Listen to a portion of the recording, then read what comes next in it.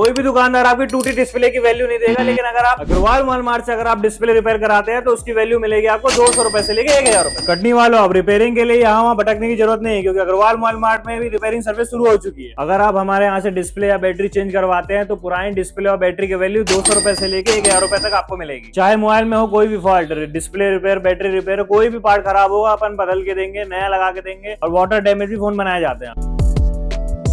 तो आज ही आ जाइए Agarwal mobile mart, city mall Katni.